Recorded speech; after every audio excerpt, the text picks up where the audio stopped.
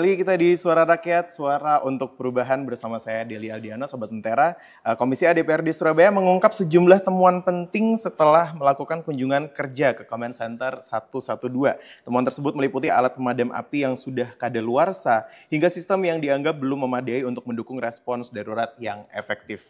Lalu bagaimana Komisi A DPRD Surabaya melihat kasus ini? Dalam kali ini kita pembahasannya yaitu Komisi A evaluasi Comment Center 112. Bersama kami juga sudah hadir Pak Yona Bagus Widiatmoko, Ketua Komisi A DPRD Surabaya. Apa kabar Pak? Sehat, sehat. Ya, Pak, ini apa yang menjadi fokus utama Komisi A DPRD Surabaya dalam mengevaluasi kinerja Comment Center 112? Ya, terima kasih Mas Adiano. Jadi minggu lalu rekan-rekan Komisi A kita melakukan tinjauan ya ke Comment Center karena terkait dengan aduan masyarakat, di mana aduan masyarakat dan juga beberapa rekan-rekan yang terlibat secara langsung di dalam Comment Center. Ketika kita melakukan tinjauan ini bahwa kita sepakati dulu ya, Comment Center ini kan sebenarnya kan sarana vital ya, bahwa Comment Center ini adalah sarana untuk masyarakat menghubungi dari pihak pemerintah kota agar bisa mendapatkan sebuah respon cepat terkait dengan kondisi darurat yang terjadi di lingkungannya. Nah, ini kan sangat vital dan sangat fatal kalau kita tidak benar-benar memperhatikan Comment Center ini dengan sebaik-baiknya. Ketika kita hadir, memang secara umum sudah berjalan dengan baik, tetapi ada beberapa hal fundamental ini yang memang harus diperhatikan. Ya, salah satunya adalah terkait dengan respon cepat daripada Comment Center yang kemarin itu banyak keluhan warga ketika menghubungi Comment Center itu tidak langsung segera diangkat, kan gitu. Lalu kemudian ada warga yang wilayahnya beririsan dengan kabupaten lain, contoh yang kalau di Surabaya Barat gitu ya, mereka menghubungi Comment Center tiba-tiba itu masuk ke Comment Center Gresik. Ya. Nah, ini yang kemarin kita tanyakan langsung kebetulan waktu kita berkunjung ke sana ada salah satu kepala OPD yang di situ kemudian memang menjawab bahwa Comment Center ini memang terpusat gitu ya, nasional, sehingga ketika kadang-kadang ini ada telepon masuk ke Comment Center di mana wilayahnya itu ada di wilayah yang berbatasan, terkadang itu ditangkap oleh wilayah yang bukan di Surabaya, tetapi yang terdekat dengan Surabaya. Nah, lalu kemudian ini yang kemudian kita menjadikan sebuah atensi agar hari ini segera diperbaiki. Lalu jangan sampai lama, gitu ya. Prosesnya kadang-kadang itu 7 menit, itu kan 7 menit baru kemudian ada respon. Nah, ini kita minta untuk segera dipangkas. Bagaimana Comment Center ini, operator yang ada di Comment Center itu ada 19 operator kalau saya nggak salah ya, dari 11 OPD, dari 11 OPD ya, di mana ada macam-macam, ada Damkar, Satpol PP, Bakesbang dan lain-lain ada di situ termasuk BPBD gitu ya.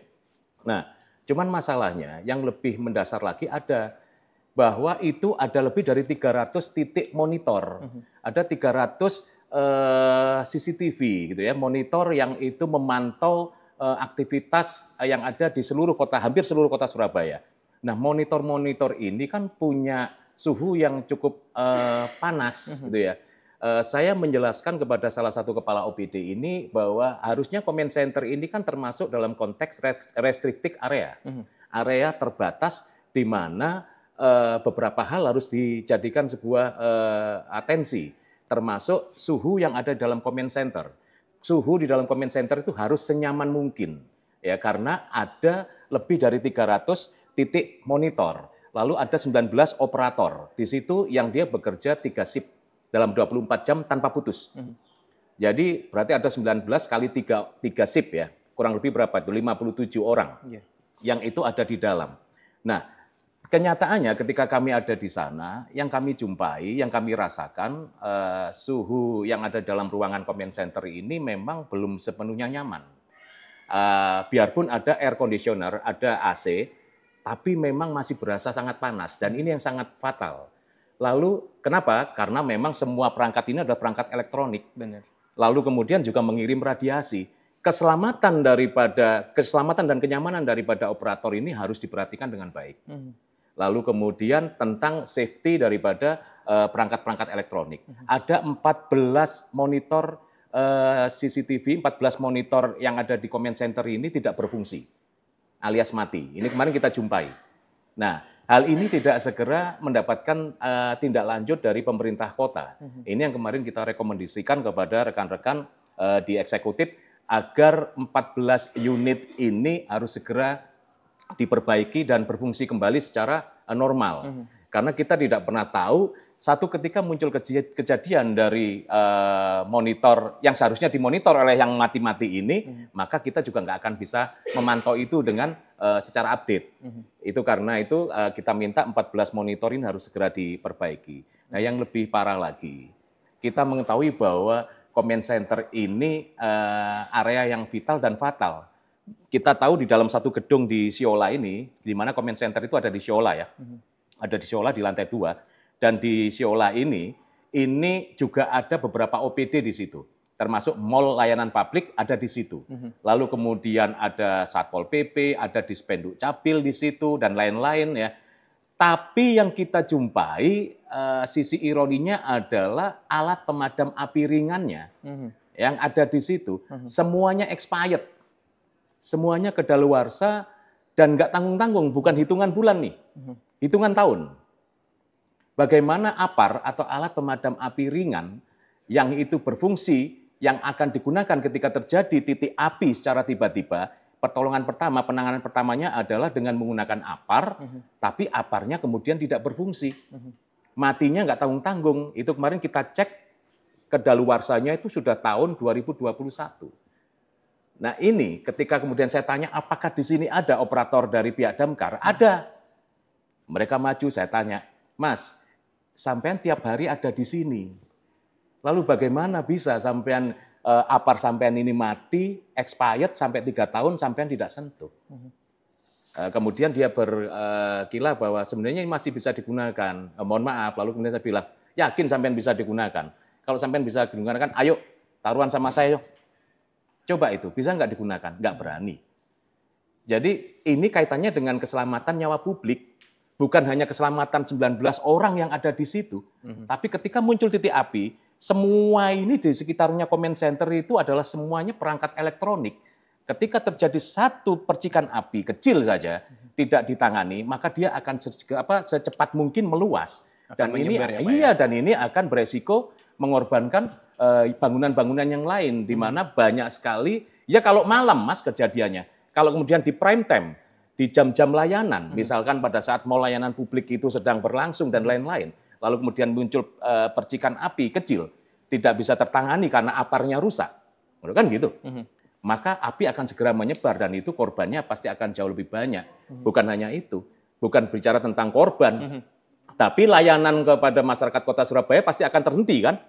Karena otomatis terhenti juga tuh comment centernya akibat dari kerusakan yang ditimbulkan dari bahaya kebakaran. Itu baik. Mas Adiano. Oke, Pak Yono mungkin setelah itu kita akan membahas bagaimana tanggapan setelah dilakukannya evaluasi terhadap comment center 112. Sesaat lagi Anda bersama kami Sobat Tentara, jangan kemana-mana. Oke.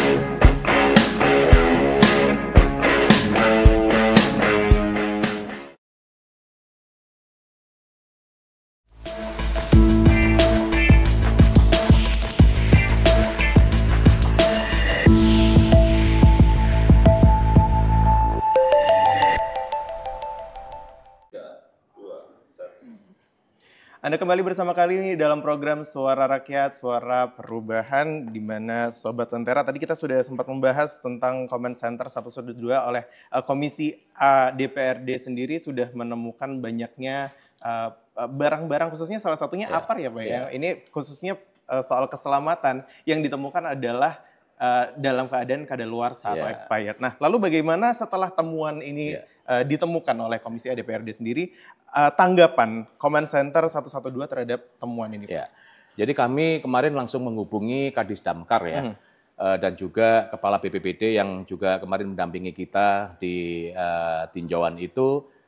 Kami memberikan sebuah ultimatum kepada beliau bahwa dalam waktu 1 minggu kami minta alat pemadam api ringan yang ada bukan hanya di Comment Center, karena patut diduga kalau yang di area vital saja itu APAR-nya sampai 3 tahun expired, bagaimana dengan yang lain? Beberapa instansi, beberapa OPD itu ada di bangunan di gedung yang sama. Patut diduga bahwa yang lain-lain kemungkinan besar itu APAR-nya juga mati. Kita jangan kemudian menyempelekan tentang APAR. Karena saya juga belum tahu bagaimana EWS, Early Warning System-nya yang ada di Siola itu bekerja dengan baik. Karena mestinya Early Warning System-nya juga harus bekerja dengan baik. Sprinkle itu juga harusnya berfungsi dengan baik. Tapi Mas, bahwa bukan semata-mata air yang bisa memadamkan api, tetapi ketersediaan APAR yang berfungsi dengan baik, powder, itu lebih efektif untuk menangani ketika terjadi titik api pertama kali muncul. Bukan air, gitu kan. Sehingga kami mendorong pihak Pemkot dalam waktu 1 minggu, selepas kami melakukan tinjauan, itu APAR-APAR yang expired harus segera diganti. Dan ini akan kami cek lagi.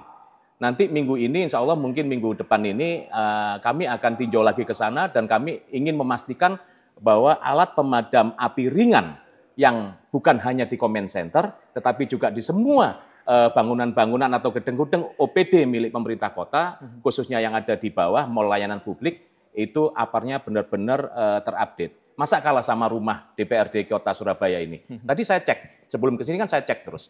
Ternyata ini masih berfungsi dengan baik. Masa kadaluarsanya masih 2025. Lah ini jarang banget rumah kita ini didatengin warga. Bagaimana dengan OPD-OPD yang ada di sana, mall layanan publik di mana tempat berkumpulnya banyak orang, lalu kemudian APAR-nya misalkan juga expired, lalu tiba-tiba terjadi kita nggak menginginkan karena musibah nggak pernah kita bisa kompromi, gitu kan?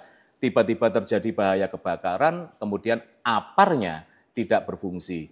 Nah ini kami juga meminta kepada pemerintah kota agar segera memperbaiki 14 monitor yang mati, yang rusak di command center. Lalu juga saya minta untuk suhu udara supaya ini diatur karena kemarin mayoritas monitor itu nempel, jadi tidak ada spilling ya. Tidak ada spilling untuk udara. Buat monitor biasanya kan harusnya kan ada blower ya, ada blowernya. Tapi ini kemarin saya lihat tidak beraturan. Mayoritas dia nempel, lalu kemudian ada yang maju. Saya tanya, Pak ini yang maju kenapa? Iya Bapak, karena ini bezelnya monitornya itu agak gede, sehingga ini agak panas maju. Lah, kenapa nggak semuanya? Kenapa hanya beberapa monitor tertentu gitu kan, yang ada spilling untuk supaya mereka dapat udara? Seharusnya teknisnya harus dipikirkan. Harusnya semua monitor itu diberikan ruang udara agar monitor ini tidak panas. Ketika panas maka akan berbahaya, beresiko munculnya hubungan arus pendek. Kan gitu. Nah ini kami minta semua monitor yang ada di command center secara bertahap atau secara serentak mungkin itu diatur ulang. Lalu dipikirkan, harusnya di situ ada temnya.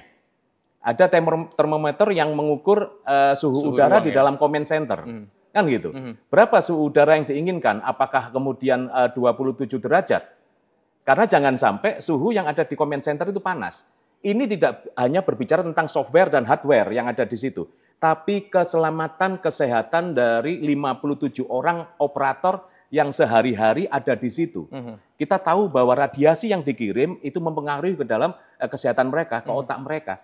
Ada 19 orang persip yang ada di situ mengoperasikan monitor-monitor itu, PC-PC itu. Oke. Kan gitu, Mas. Iya, tapi Pak Yono tadi kan sebenarnya evaluasi yang dilakukan kurang lebih adalah soal sarana prasarana alat keselamatan. Salah satunya adalah alat pemadam api ringan. Nah, apakah ada temuan lainnya seperti mungkin prosedur operasional atau bahkan soal kesiapan personilnya atau ada aspek lain nih Pak? Iya, jadi mayoritas hampir seluruhnya PC yang ada di situ itu adalah PC yang sudah ada dari tahun 2016. Nah, ini bayangkan nih, ya 8 tahun itu PC-PC yang ada di sana ini. Dan ini memang sudah selayaknya diremajakan gitu kan. Karena sekali lagi ini adalah kaitannya dengan intensitas mereka yang secara terus-menerus tidak pernah berhenti. Sehingga salah satu temuan dari yang lain itu adalah kami merekomendasikan kepada pemerintah kota untuk segera diperbarui PC-PC yang ada di sana. Karena ini udah 8 tahun. Mas Adriano punya komputer PC 8 tahun sudah seperti apa? Sudah pasti rusak ya Pak? Pasti rusak. Kemarin memang kita lihat itu bahkan ada yang layar-layarnya sudah bergaris semua. Saya tanya, loh kenapa bisa begini? Iya Pak, ini sudah tahun 2016. Nah inilah kadang-kadang kita lepas atensi kita di situ. Karena command center ini setiap hari melayani masyarakat. Kami mengetahui, menjumpai sendiri bagaimana kesigapan rekan-rekan operator ketika pada saat itu ada jenazah ditemukan di daerah Banjarasugian, gitu kan. Lalu kemudian ada ibu-ibu yang mengalami stroke 19 tahun minta ambulan dan bagaimana mereka begitu sangat sigap, gitu kan. Pihak operator itu menangkap dan merespon permintaan warga. Cuman yang perlu harus digarisbawahi adalah tolong kalau bisa diperhatikan durasi ini tidak boleh lama. Warga kota Surabaya ketika dia telepon command center, nek iso itu gak sampai tit. Jadi kalau bisa itu kalau sudah tit 2 kali itu bisa terangkat. Karena keluhan yang kami dapat dari warga kota Surabaya ini mayoritas itu lama, gitu. Pak lama, akhirnya kadang-kadang mereka sudah nggak bakal ditanggapin, gitu kan. Nah harapan kami mekanisme ini harus diperbaiki. Bagaimana warga itu kalau telepon ke 112 hanya 2 kali tit minimal itu bisa langsung terangkat dan terjawab. Baik. Itu Mas Adian. Baik Pak Yono, mungkin sesaat lagi kita akan membahas soal temuan-temuan lainnya lebih dalam dari Command Center 112. Sesaat lagi Sobat Lentera, Anda pastikan bersama kami di Suara Rakyat.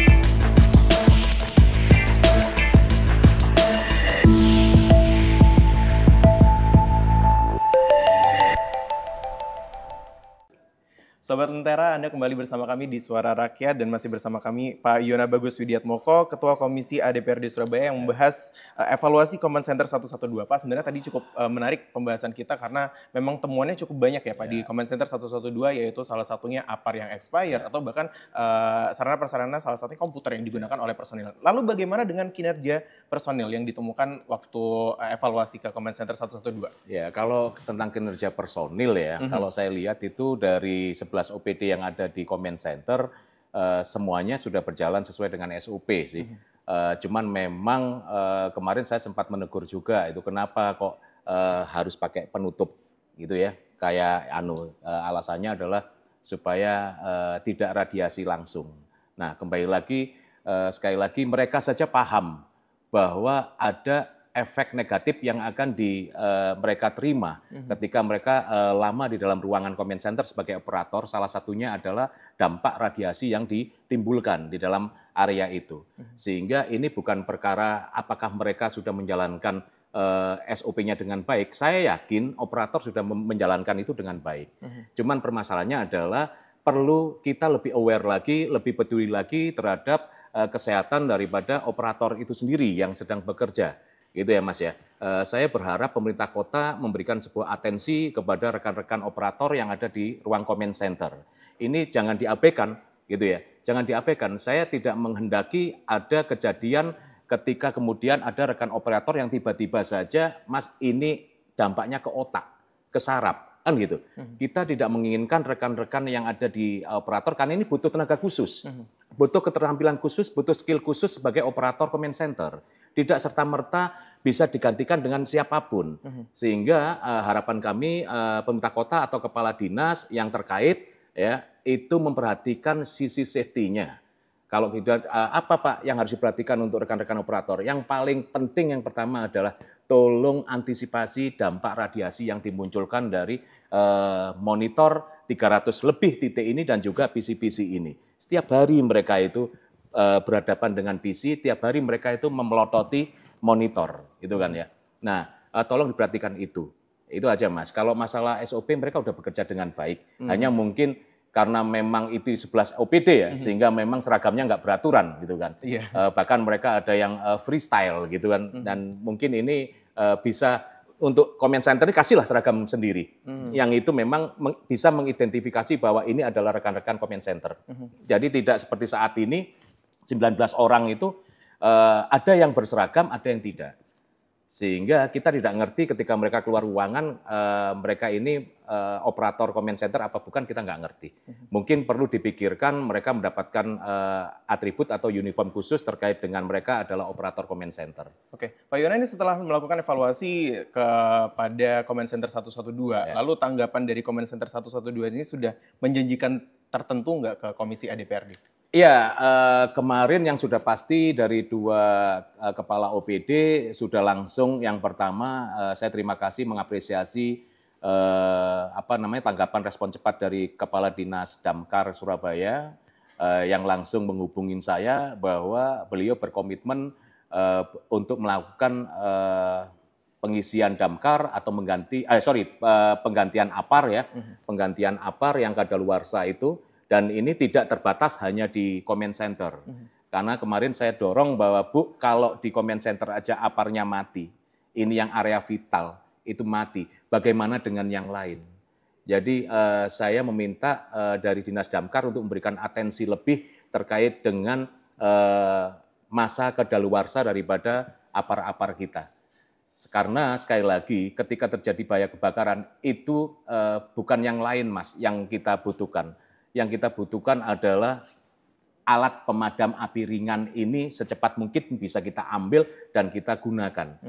Jangan sampai kemudian api kemudian menyebar dan justru korbannya menjadi jauh lebih banyak. Saya rasa itu. Oke Pak Yona, bagaimana dengan temuan yang dilakukan di masyarakat nih? Di masyarakat ini apakah ada aduan soal Command Center yang mungkin lama responnya atau bagaimana nih Pak? Kalau aduan warga masyarakat, Mas, sejauh ini memang yang paling banyak itu terkait dengan lambatnya Command Center menerima, merespon telepon mereka. Jadi kalau kita bilang bahwa Command Center adalah pusat kendali cepat untuk respon-respon darurat, keadaan kedaruratan, maka yang harus diperhatikan oleh pemerintah kota adalah memperbaiki sistemnya. Agar apa yang diadukan warga kepada kami terkait dengan, mohon maaf ya Mas ya, terkait dengan leletnya. Kalau warga di bawah bilang, wangel Pak, hubungi comment center itu wangel. Gitu kan. Apakah karena memang sibuk? Kalau kita ngomong sibuk, di situ ada 19 operator. Kan gitu. Maka seharusnya ketika di sini sedang menangani, maka di line yang lain pasti akan menyala. Nah, harapan kami adalah seperti yang tadi kami sampaikan. Jangan sampai warga itu dibuat apa ngaran ya? Menunggu terlalu lama. Engkau ujung-ujungnya kemarin salah satu anggota komisi bilang pernah mengalami satu kejadian, begitu lamanya warga menghubungi comment center itu tidak segera mendapatkan respon cepat, keburu meninggal. Mereka butuh ambulan yang dibuat evakuasi warga dari rumahnya menuju ke rumah sakit. Tetapi ketika mereka menghubungi comment center itu terlalu lama. Karena yang dibutuhkan adalah ambulannya. Lalu tiba-tiba setelah menghubungi begitu lama udah keburu meninggal duluan. Sama kejadian kalau kemudian terjadi kebakaran di satu pemukiman padat penduduk, kan gitu. Di pemukiman padat penduduk, ada warga atau pemangku wilayah RT RW setempat menghubungi comment center dan itu terlalu lama, maka keburu api itu menyebar dengan sangat luas yang harusnya bisa dikendalikan dengan cepat, akhirnya habis lebih banyak.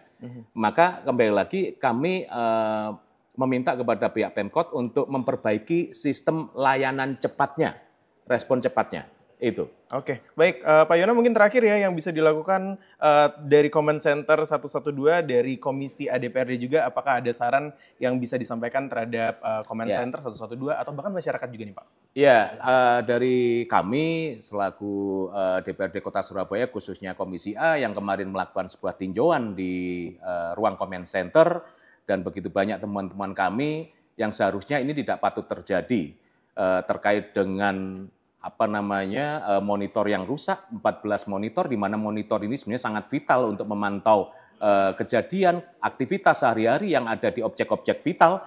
Kami berharap pemerintah kota segera memperbarui monitor-monitor CCTV atau yang ada di comment center itu.